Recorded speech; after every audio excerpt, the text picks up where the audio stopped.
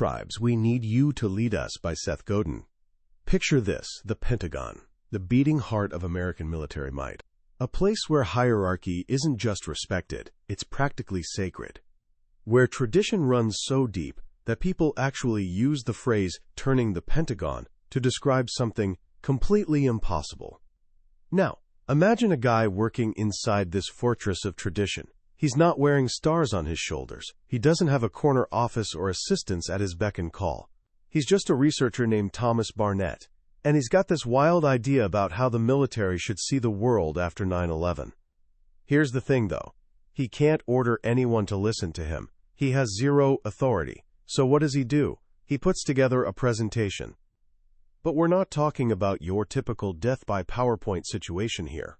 This thing is a 3-hour marathon, closer to a TED Talk meets performance art than anything you'd expect in a military briefing. And then, he just starts sharing it with anyone who'll give him the time of day. He connects with people asking the same questions he is, people who feel in their gut that something needs to change. Here's where it gets interesting. Slowly but surely, something magical starts happening. His idea catches fire. It sparks conversations, it brings people together. And before long, this researcher with no fancy title, no real power to speak of, becomes what the Wall Street Journal called a key figure in reshaping the future of the modern military. He didn't climb a ladder to get there. He didn't manage his way to the top. He led. So today we're diving into the book that explains exactly how this happens. It's called Tribes, We Need You to Lead Us, and it's by the always thought-provoking Seth Godin. This isn't your typical business book. It's more like a manifesto for anyone who's ever felt like they could make a difference, but didn't know how. Godin's big argument is pretty radical. For centuries, we've been trained to blend in, follow the rules, and become well-oiled cogs in what he calls the factory. But here's the kicker. That world is dead and gone. What's replaced it is something much more exciting. Thanks to the internet and our deep human need to connect with others, we now have this incredible opportunity to find our tribe, a group of people rallying around an idea, a leader, and each other, and to step up and lead them. Here's what I'm promising you today. By the time we're done here, you'll never look at leadership the same way again. You won't see it as something reserved for corner offices and people in power suits. You'll see it for what it really is, a choice. A choice to shake things up, to bring people together, and to make change happen. And you'll realize that not only can you make this choice, but the world is literally waiting for someone like you to step up. Let's get into it. For most of the last century, the path to success seemed pretty straightforward. Get into a decent school, land a solid job at a reputable company, and climb that corporate ladder one rung at a time. The company was essentially a factory, and I don't just mean places with assembly lines and whistles. Any organization designed for maximum efficiency was a factory. Your role? Follow the manual, do what your boss says, and whatever you do, don't rock the boat. In exchange, you got stability and a steady paycheck. The whole system ran on one core principle: management. Management is basically the art of shuffling resources around to get a specific job done. Think about a McDonald's. The manager isn't there to revolutionize fast food. They're there to make sure every burger comes out exactly the same way, as quickly and cheaply as possible, every single time. Management is about keeping things exactly as they are. And honestly, for a long time it worked great. Stability was the prize. Change was the enemy because change meant risk. But then things started shifting. Actually, 3 massive shifts happened all at once. First, the people doing the work started waking up to the fact that spending 40 years just following orders wasn't exactly fulfilling. We started craving work that actually meant something, work we could believe in. Second, companies themselves realized the factory model wasn't as profitable anymore. In a world where you can outsource to anywhere on the planet, you can always find someone willing to run your factory for less. Efficiency by itself wasn't enough to win anymore. And third, customers changed. We got tired of average products for average people. We started wanting things that were interesting, different, remarkable. We wanted stories and fashion and products that actually resonated with who we are. Right in the middle of this perfect storm, the internet showed up. And it didn't just speed up the change, it completely rewrote the playbook. Suddenly, distance didn't matter anymore. People who loved obscure jazz, or a specific programming language, or shared a particular political passion could find each other instantly, no matter where they lived. Welcome to the world of the tribe. So what exactly is a tribe? Godin gives us a beautifully simple answer. A tribe is a group of people connected to one another, connected to a leader, and connected to an idea. That's it. For millions of years, this is how humans have organized ourselves. We're hardwired for belonging. All a group needs to become a tribe is two things: something they all care about, and a way to talk to each other. Let me tell you about the Grateful Dead. Here's a band that had exactly one top 40 album in their entire career, which spanned decades. By the olfactory rules of the music industry, they should have been a footnote in music history. Instead, they became a cultural phenomenon that made over $100 million. How? They didn't just sell records, they led a tribe. They understood something deep about human nature. We don't just want to buy stuff, we want to belong to something. They created concerts that weren't just about listening to music, but about experiencing it together. They did something the music industry thought was crazy. They encouraged fans to tape their shows and trade the recordings. But by doing that, they gave their tribe a way to communicate, share, and connect. When one deadhead tells another, February 14th, 70, it's like a secret handshake, a shared memory that says, "You're one of us." They weren't just fans anymore. They were insiders. This is the crucial difference. The old approach was about marketing to a crowd, just a bunch of random, disconnected people. Smart organizations don't market to crowds anymore. They connect with tribes and lead them. And here's the key part. You can't have a tribe without a leader, and you can't be a leader without a tribe. They need each other. This brings us to the heart of what Godin's saying. The world is now overflowing with tribes, big and small, all hungry for connection and leadership. And the tools to connect and lead them, blogs, social networks, email, meetups, are literally in everyone's pocket. The only thing standing between you and leading? You. Your choice.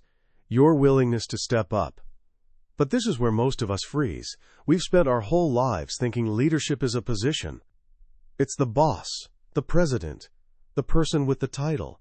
We think we need permission. We think we need someone to give us authority. And this, Godin argues, is where we've got it all wrong. Leadership isn't the same thing as management. Managers have employees. Leaders have followers. Managers work to minimize risk and keep everything stable. Leaders create change they believe in. Management relies on the authority of the system. Do this, or you're fired. Leadership runs on passion and ideas. Let's go here together because it matters. Remember Thomas Barnett at the Pentagon? He had zero authority. What he had was a powerful idea and the passion to connect with people who were ready to hear it. You don't need authority to lead. Sometimes it actually gets in the way. Here's another story. When Seth Godin was just 24, he was working at a small software company. His assignment was to create a new line of video games, but he had a massive problem. Nobody was assigned to work for him. The company's 40 programmers were all tied up on other projects. He was given just 3. He needed way more than that to hit his deadline. What did he do? He could have complained to his boss. He could have just managed his 3 programmers and failed. Instead, he started a newsletter. Twice a week, he wrote about the journey his tiny team was on. He celebrated their wins, big and small. He talked about the new territory they were exploring. He made photocopies and put one in every single employee's mailbox. He was telling a story. He was connecting the few people on his team not just to his vision but to each other. He was building a tribe, right there inside the company. Within a month, 6 more engineers had switched over to his project, working on it in their spare time.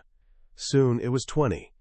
Before long, every programmer in the company was either officially assigned to his project or moonlighting on it. They shipped 5 hit products and saved the company. Did they switch because of a newsletter? Of course not. They switched because of the journey. They wanted to be part of something that mattered. This 24-year-old with no staff and no authority didn't manage them into it. He led them. This opportunity exists everywhere, in every organization. The opportunity to lead from exactly where you are. So if tribes are everywhere and the tools are available and you don't need permission, why isn't everyone leading? Why do we hold back? The answer is one simple, powerful emotion: fear. We have great ideas constantly. The world isn't suffering from a shortage of brilliant ideas. What's missing is the willingness to make them happen, and that willingness gets crushed by fear. But it's a specific kind of fear. We often say we're afraid of failure. But Godin argues that's overrated, especially in most organizations. If you launch something and it flops, the company takes the financial hit. You'll probably keep your job. What we're really afraid of isn't failure, it's blame, it's criticism. Deep down, we're terrified that someone will look at our work and say, "That's the dumbest thing I've ever heard." We're worried someone will ask, "Who's responsible for this mess?" We're afraid of looking foolish. And this fear is so powerful that we choose to be unremarkable. We choose boring, because boring is safe. Boring doesn't get criticized. This creates a fascinating trap. The marketplace today rewards remarkable things. Ideas that spread win. Boring ideas don't spread. So by trying to avoid the criticism that comes with being remarkable, we basically guarantee our own irrelevance. We end up defending mediocrity, and that's exhausting. So how do we get past this fear? Godin says it's not about making the fear disappear. It's about realizing two important things. First, you need to honestly assess the actual risk. Before you bury your next great idea, ask yourself, if I get criticized for this, what will actually happen? Will I lose my job? Will I lose important relationships? Will something truly bad happen? Most of the time, the answer is no. The only real consequence is that you'll feel bad for a while. And you have to weigh that temporary bad feeling against the enormous benefits of doing something exciting, meaningful, and potentially game-changing. Feeling bad fades. Being remarkable lasts. The second step is even more powerful. Completely reframe how you think about criticism. If you create something that nobody criticizes, it means nobody noticed. It means you were boring. Criticism isn't a sign you failed. It's a sign you did something worth talking about. It's actually a badge of honor. In fact, Godin totally flips the script. Once you commit to being remarkable, the question isn't, how do I avoid criticism? The question becomes, how can I create something meaningful enough that critics will actually take the time to criticize it? This shift in mindset requires something deeper than just courage. It requires faith. And here Godin makes a really interesting distinction between faith and religion. Faith is believing in a better future, the conviction that your efforts will matter, the resilience to keep pushing through uncertainty. Faith is what lets a leader act like a heretic, someone who dares to challenge the status quo and see things differently. Religion, on the other hand, is the set of rules, rituals, and protocols designed to maintain the status quo. Every organization has a religion. It's how we do things around here. IBM in the 1960s had a religion of blue suits and formal presentations. The local country club has a religion of membership rules and traditions. The music industry had a religion built around selling CDs for huge profit margins. Religion at its best can support our faith and make it stronger, but at its worst it becomes a cage. It reinforces the status quo at the expense of faith in a better way. The leaders at Woolworths stuck so rigidly to their religion, the rules that once made them great, that they completely missed how the world had changed, and the company disappeared. Great leaders are heretics. They challenge the religion, but they do it from a place of deep faith. They have faith in their tribe, faith in their vision, and faith that change isn't just possible, it's necessary. When people challenge the religion, it often feels like they're attacking your faith, which is why heretics face such fierce resistance. But they're not the same thing.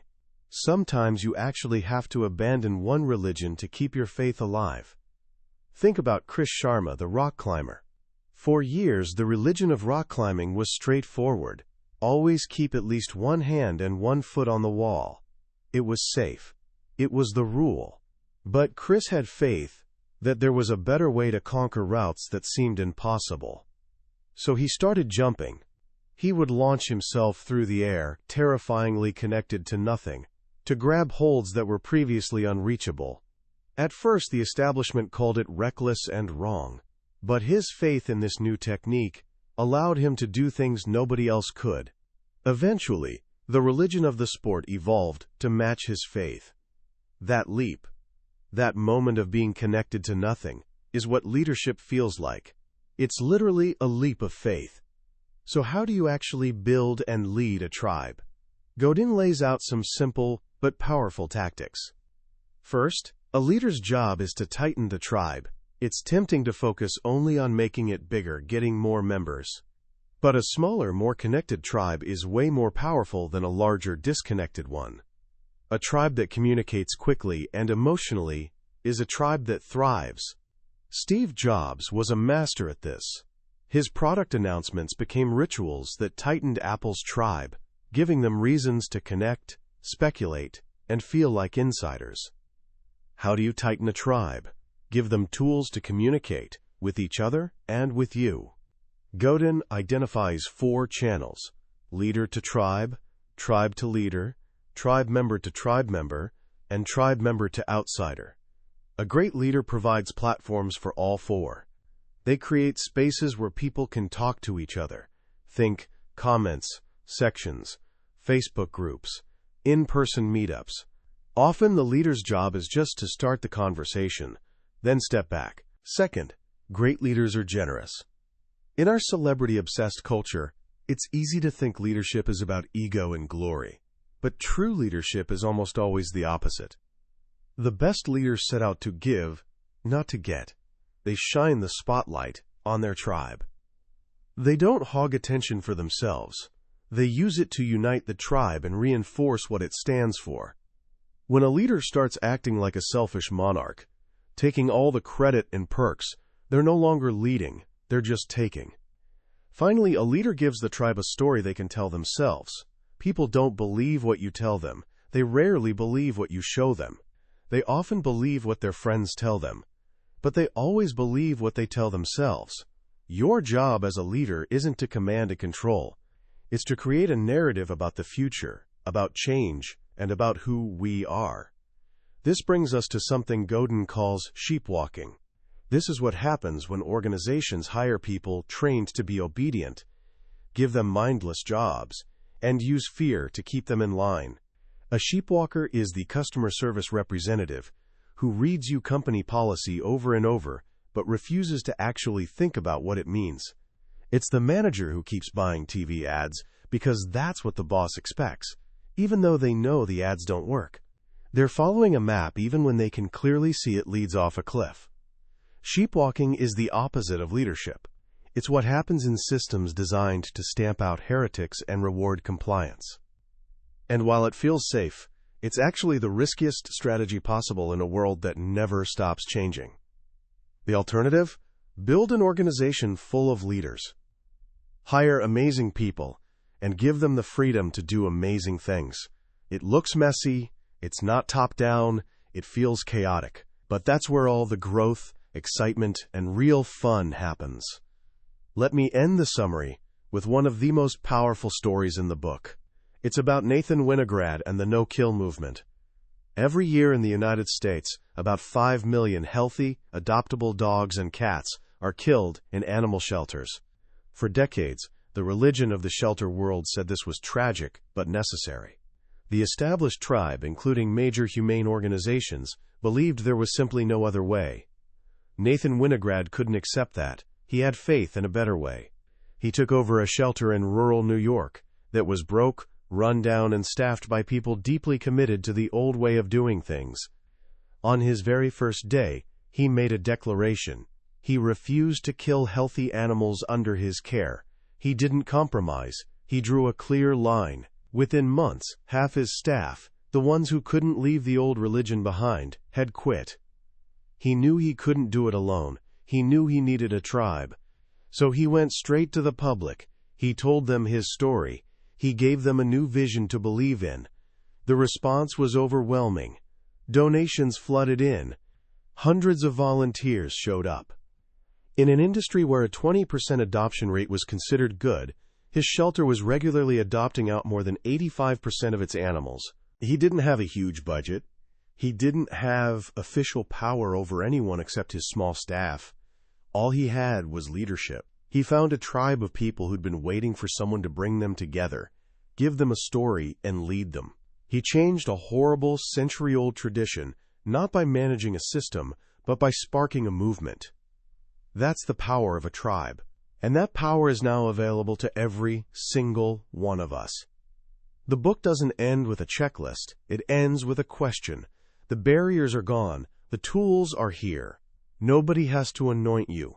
Nobody needs to give you permission. The only person who can say no is you. So the question is, why not you, and why not now? When you step back and look at tribes, what's really striking is how Seth Godin basically predicted the future. He wrote this in 2008, when Facebook was still young and Twitter was barely a thing. Yet he perfectly nailed the fundamental shift in our culture, the move away from top-down, mass-market institutions toward decentralized, passion-driven communities. This book is somehow more relevant today than when it was published.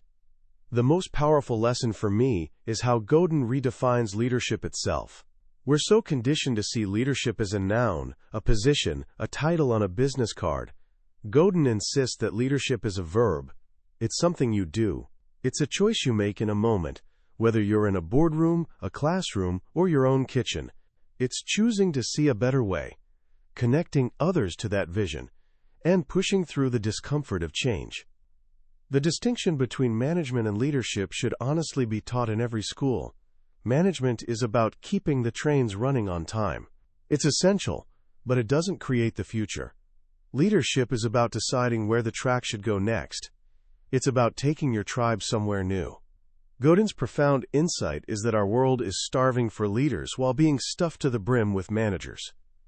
So what can you actually do with this right now, today? The beauty of Godin's philosophy is that you don't need to wait for some grand moment. You can start small. Here are some practical ways to apply these ideas. First, identify a tribe you're already part of that lacks connection. Maybe it's your sports team, people in your favorite class, or colleagues at your job. Your first act of leadership can be as simple as starting a conversation, create a group chat, organize a weekly lunch. Just create a space for people to connect with each other. You don't need all the answers. You just need to create the platform. Second, practice being a heretic in a low-stakes situation. Find one small unspoken rule, the religion, that everyone follows but nobody questions. Maybe it's an inefficient process at work, or a seating arrangement in a club that doesn't make sense anymore. Ask why out loud. Suggest something better. It'll feel uncomfortable. That discomfort is what leadership feels like. Getting comfortable with that feeling is your first step toward making a bigger impact. Finally, start a newsletter. I'm serious. Doesn't matter if only 5 people read it. Just like Godin did when he was 24. Use it to tell the story of a project you care about. Celebrate the people you're working with. Share your vision for what you're building together. It's a simple, powerful tool for tightening a tribe and turning a group of individuals into a passionate team on a mission. That's our journey through tribes by Seth Godin.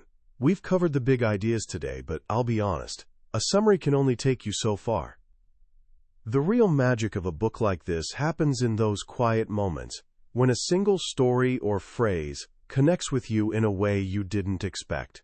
This summary is your map, but the real treasure comes from reading it yourself. If anything we've talked about today has sparked something inside you, I really encourage you to grab a copy.